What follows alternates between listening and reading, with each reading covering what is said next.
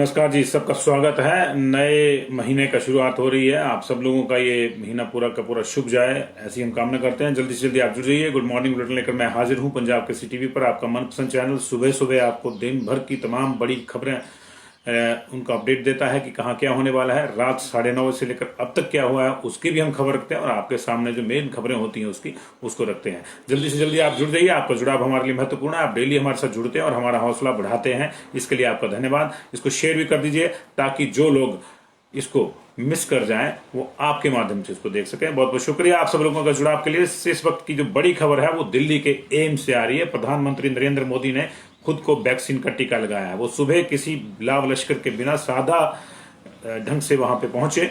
AIIMS में वो कुछ देर तक रुके। वहां पे उन्होंने ठीक 7:45 पर अपनी वैक्सीनेशन करवाई और उसके बाद फोटो खिंचवाई और उसे ट्विटर पर डालकर देशवासियों के नाम संदेश दिया कि वो भी वैक्सीन लगवाएं। प्रधानमंत्री नरेंद्र मोदी ने वैक्सीन लगवा ली है। ये इस वक्त का बड़ा अपडेट है। आपको ध्यान में होगा कि कहा गया था कि दूसरे चरण में जो मार्च की 1 तारीख से यानी आज से शुरू होगा, उसमें आप बड़ी बड़ी हस्तियों को, प्रधानमंत्री, मुख्यमंत्रियों को और 50 साल से ऊपर के मंत्रियों को वैक्सीन लगवाते हुए देखेंगे। पहली बारी जब पहला दौर आया था तो प्रधानमंत्री ने साफ तौर पर कहा था कि नेता अभी वैक्सीन ना लगवाएं। जिनको अभी जरूरत है, जो फ्रंटलाइन वॉरियर्स है, जो हेल्थ वॉरियर्स है, उनको सबसे पहले टीका लगेगा, क्योंकि वो सबसे ज्यादा खतरे पे हैं, वो सबसे ज्यादा आगे जाकर काम कर रहे हैं और वही इस देश में कोरोना के प्रसार को रोकने में महत्वपूर्ण भूमिका निभा रहे हैं। इसलिए पहला हक वैक्सीन पे उनका है।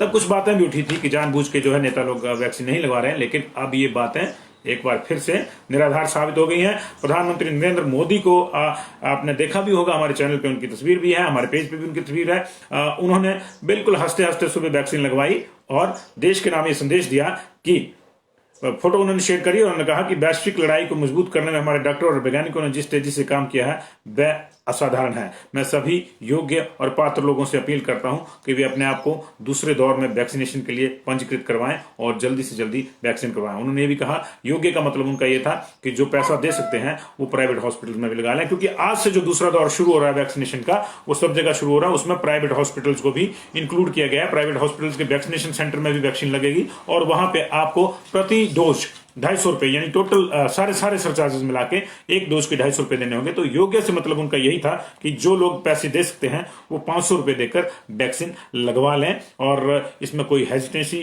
की जरूरत नहीं है। वैक्सीन बिल्कुल सेफ है और वहां भी प्रशिक्षित स्टाफ ही लगाएगा। लेकिन जो नहीं दे सकते पैसे, वो सरकारी हॉस्पिटल में अपना पंजीकरण करवाएं। एक बार फिर से आपकी जानकारी के लिए बता दूं कि उन लोगों के लिए वैक्सीनेशन का दौर आज से शुरू हो रहा है जो 45 साल से उम्र के हैं लेकिन गंभीर बीमारियों से जूझ रहे हैं, और जो 60 साल से उम्र के हैं। तमाम बुजुर्ग 60 साल से ऊपर के, चाहे उनको कोई बीमारी है या नहीं है, वो वैक्सीनेशन के लिए अपना पंजीकरण करवा सकते हैं। अगर ऑनलाइन कोविन ऐप पर अपना भी पंजीकरण नहीं करवा सकते तो अपने संबंधी दस्तावेज, जो बीमारी वाले हैं 45+ वाले, वो अपने बीमारी से संबंधित डॉक्यूमेंट्स ले जाएं। बीमारियां तमाम उसमें लिखी हुई हैं कि किस बीमारी वाले को लगेगा, किसको नहीं। सबसे ज्यादा यह है कि जो 10 साल से मधुमेह के रोगी हैं उनको तरजीह दी जाएगी।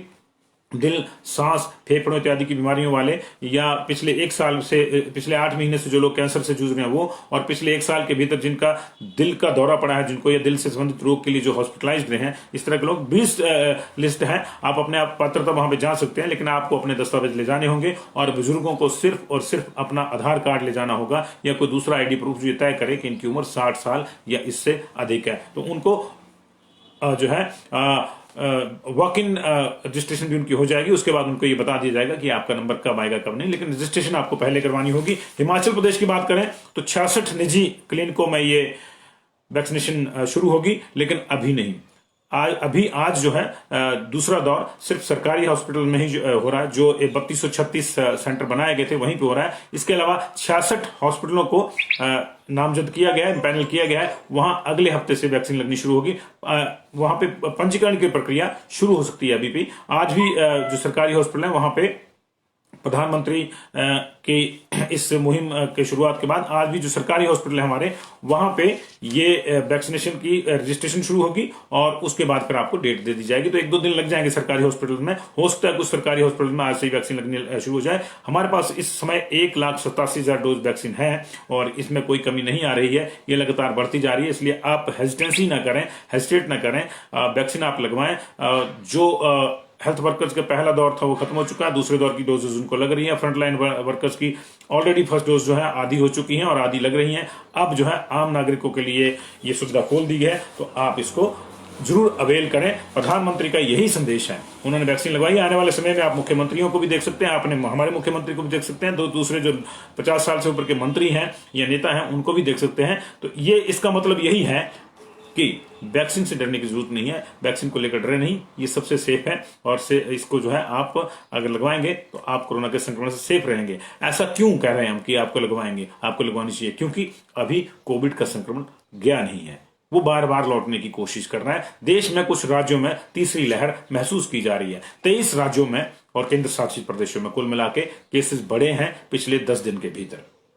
और पिछली 24 घंटे की हम बात करें तो देश में 30 दिन के भीतर ऐसा समय आया है जब मैक्सिमम केसेस दर्ज हुए हैं और 16,752 केस पिछले 24 घंटे में आए हैं। और ये पिछले एक महीने का सबसे बड़ा नंबर है, 16,752 केस। 113 लोगों की मौत हुई है। इससे पहले ये 30 दिन पहले इस तरह की स्थितियां थी जब हमारे पास 16,000 से ज्यादा केसेस आ रहे थे। तो निश्चित तौर से ये केसेस बढ़े हुए हैं। जो बढ़े हुए केसेस हैं इनमें 16,000 में से 8,000 से ज्यादा केसेस अकेले महाराष्ट्र में है। इसके अलावा केरल में, पंजाब तीसरे नंबर पे है, वहां पे 600 केसेस आ रहे हैं डेली ऑलमोस्ट। तमिलनाडु वहां 400 के आसपास केसेस आए, कर्नाटक वहां भी 400 के आसपास केसेस आ रहे हैं और छत्तीसगढ़ वहां 300 के आसपास केसेस आ रहे हैं।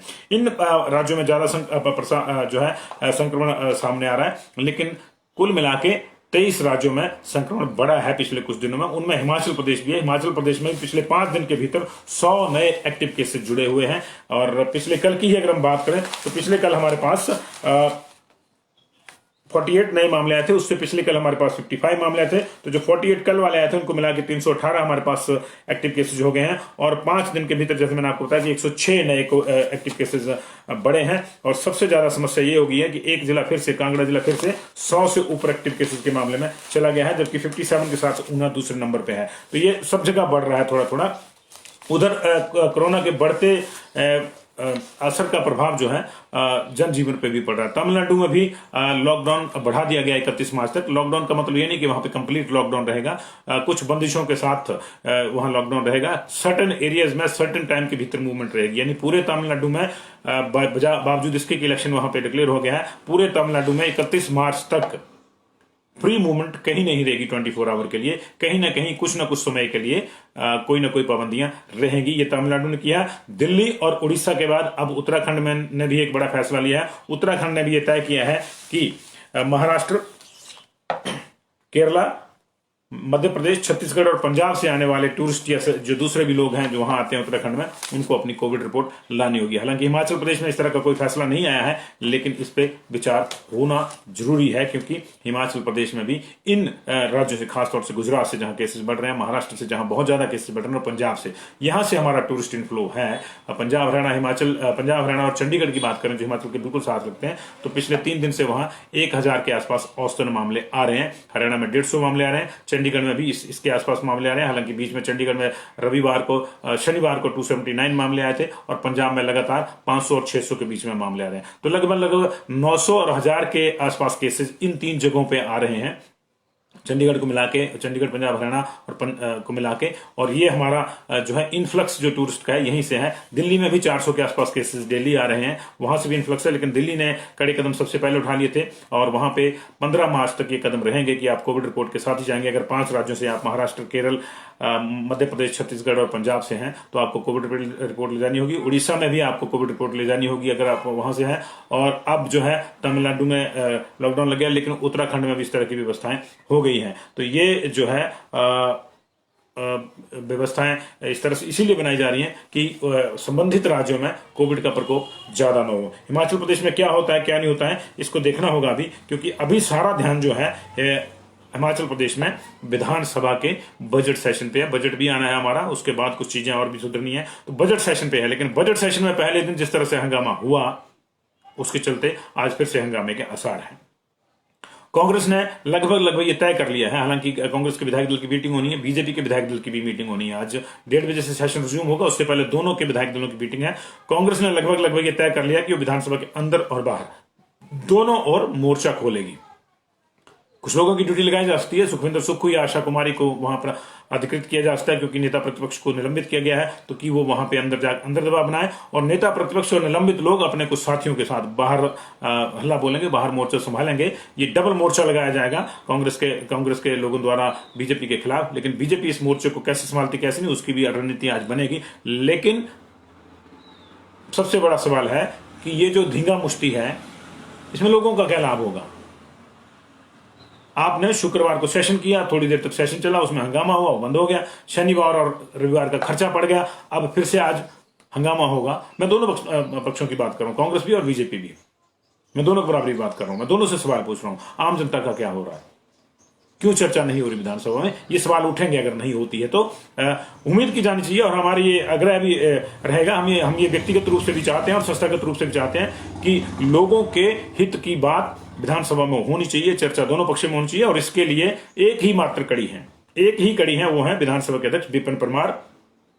वो चाहे तो सर्वदलीय बैठक बुलाकर इस पूरे के पूरे तनाव को शांत करने का एक प्रयास कर सकते हैं और वो प्रयास फलीभूत भी होगा, क्योंकि दोनों ही दलों को ये मालूम है कि एक दूसरे के बिना और हाउस में जाए बिना मामला नहीं चलेगा। कांग्रेस को मालूम है कि हाउस में जाना पड़ेगा, तभी जनता के मुद्दे उठेंगे, अन्यथा उन पर पाएगा कि वो जनता के मुद्दे नहीं उठाते, हल्ला करते, बाहर आ जाते हैं। बीजेपी को भी मालूम है कि अगर विपक्ष सामने की बेंचों पे नहीं होगा तो अल्टीमेटली शर्म उनको भी आएगी। और उनकी भी ये लोकतंत्र में ये खास बात है कि अगर सेशन के दौरान विपक्ष किसी मसले को लेकर हाउस के अंदर लगातार कुछ दिन तक नहीं आता तो ये जिम्मेदारी सत्ता पक्ष की बन जाती है, ये जिम्मेदारी सरमाएदारों की बन जाती है, सरकार के सरमाएदारों की, कि वो विपक्ष को लाएं। क्योंकि बिना विपक्ष के इस तरह की कार्रवाई को भी अच्छा नहीं माना जाता और इससे सत्ता पक्ष की भी नाकामियों के साथ इसको जोड़ा जाता है। तो सारी चीजें सब चीजों पे रहेगा। लेकिन अभी लग रहा है कि आज भी हल्ला होगा, बाहर हल्ला होगा, लेकिन कितने दिनों तक हल्ला जारी रहेगा, सबसे बड़ी बात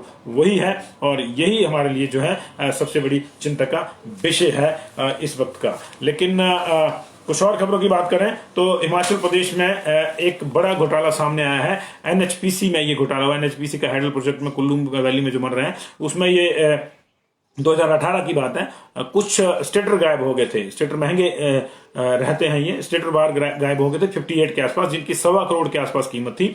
उस सिलसिले में एक रिपोर्ट भी दर्ज हुई थी। अब उसकी छानबीन के बाद पता चला है कि उसमें एनएचपीसी के ही 3 अधिकारी और एक इंजीनियर जो भेल का था वो उसमें शामिल था। और सबने चारों ने मिलकर फर्जी दस्तावेज तैयार करके बड़े सलीके से ये स्टेटर बार गायब कर दिए थे। इन्हें शायद कहीं और भेज दिया गया था, क्योंकि 1.25 करोड़ का मामला बहुत ज्यादा बड़ा होता है। और अब इनको कुल्लू पुलिस ने पकड़ लिया है जी। तो इसके बाद अब ये स्थितियां इस तरह से हो गई हैं कि अब इनके ऊपर भी अब नजर रखनी होगी। तो आज से ये मुख्य खबरें थी आज की। बाकी दिन भर बाकी खबरों पे हमारा जो है ध्यान रहेगा। लेकिन बड़ी बात यही है कि आज से विधानसभा का सेशन शुरू हो रहा है और उससे भी बड़ी खबर यह है कि खुद प्रधानमंत्री ने आज कोविड की वैक्सीन करवाई है। प्रधानमंत्री का वैक्सीनेशन हो गया है और उन्होंने सबसे अपील की है कि आप भी अपने आप को वैक्सीनेट करवाएं। आज से वो दौर शुरू हो रहा है आम लोगों के लिए। सबको इंतजार था इस दौर का और कोरोना अभी लौटा नहीं है, जैसे मैंने कहा। और ये मैं ही नहीं कह रहा हूं, ये CSIR जो एक बड़ी एजेंसी है इस पूरे मामले में, संक्रमण की तीसरी लहर को उन्होंने जो है एक बयान जारी किया है। CSIR जिसको हम council for industrial scientific research भी कहते हैं, कि वैज्ञानिक अनुसंधान परिषद, केंद्रीय औद्योगिक वैज्ञानिक अनुसंधान परिषद, इसके महानिदेशक शेखर सी मांडे, इन्होंने एक वर्चुअल वेबिनार में एक थोड़ा सा एक हिंट दिया है। उन्होंने साफ शब्दों में कहा है कि अभी उन्होंने चेतावनी दी है। उन्होंने कहा है कि कोविड-19 का संकट समाप्त नहीं हुआ है और अगर महामारी की तीसरी लहर आती है तो वो पहली 2 लहरों से खतरनाक हो सकती है, उसके गंभीर परिणाम होंगे। उन्होंने रविवार को ये कहा, उन्होंने कहा कि मौजूदा हालात से बाहर निकलने के लिए सभी को सहयोग करना होगा, संस्थानों को भी और व्यक्तियों को भी, और तभी हम इससे मिलकर निपट पाएंगे, अन्यथा दिक्कत हो जाएगी। वे तिरुवनंतपुरम के Rajiv Gandhi centre for biotechnology में एक डिजिटल कार्यक्रम को संबोधित कर रहे थे, वहां उन्होंने ये कहा है। तो तीसरी लहर हिमाचल प्रदेश में ना आए, ये आपके भी हाथ में है। सरकार तो प्रयास कर ही रही है, सरकार टेस्टिंग बढ़ाएगी। सरकार ने टेस्टिंग बढ़ाने के आदेश दे भी दिए हैं। और लेकिन समस्या यह है कि टेस्टिंग बढ़ कहां रही है ये पता नहीं चल रहा है। पिछले कल सिर्फ और सिर्फ 96 सैंपल लिए गए थे, उसमें से भी 40 जो थे अभी भी पेंडिंग है, यानी 950 के आसपास ही जो है वो जांचे गए, 956 जांचे गए, और 956 में जो है हमारे पास 48 नए केसेस सामने आए थे। तो टेस्टिंग बढ़ कहां रही है? टेस्टिंग बढ़ेगी तो ज्यादा आएंगे। अगर 1000 पे हमारे पास 50 केस आ रहे हैं तो 10,000 पे कहने की जरूरत नहीं है। हालांकि जरूरी नहीं है कि 10,000 पे 500 ही आए, लेकिन 50 से तो ज्यादा ही आएंगे, ये तय है। तो ये इन चीजों पे ख्याल रखना होगा। अपना भी ख्याल रखिए, सरकार भी ख्याल रखेगी। बहुत बहुत शुक्रिया जी। और मुलाकात होती है दिन भर, तमाम चीजों पे हमारी नजर रहेगी। विधानसभा से हमारे संवाददाता लगातार पल पल की आपको अपडेट देंगे।